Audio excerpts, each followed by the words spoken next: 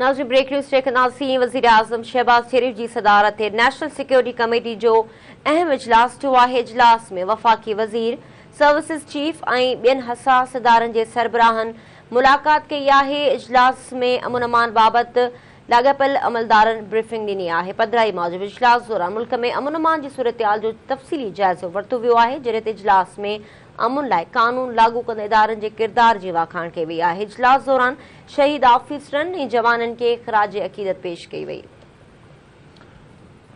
अहम ख़बर नाज़रीन अवां सां शेयर कंदा हलूं पिया। वज़ीर आज़म शहबाज शरीफ जी सदारत हेठि नेशनल सिक्योरिटी कमेटी जो अहम इजलास थियो आहे। इजलास में वफ़ाक़ी वज़ीर, सर्विसिस चीफ ऐं ॿियनि हसास इदारनि जे सरबराहनि मुलाक़ात कई आहे। इजलास के अमन अमान बाबति लाॻापियल खातनि जे अमलदारनि ब्रीफिंग पिणु ॾिनी आहे। अवां खे आगाह कंदा हलूं त इजलास दौरान मुल्क में अमन अमान जी सूरतहाल जो तफ़सीली जाइज़ो पिणु वरितो वियो आहे। इजलास में अमन लाइ कानून लागू कंदड़ इदारनि जे किरदार जी वाखाण कई वई आहे। इजलास दौरान शहीद ऑफिसरनि ऐं जवाननि खे ख़राज अक़ीदत पेश कई वई आहे।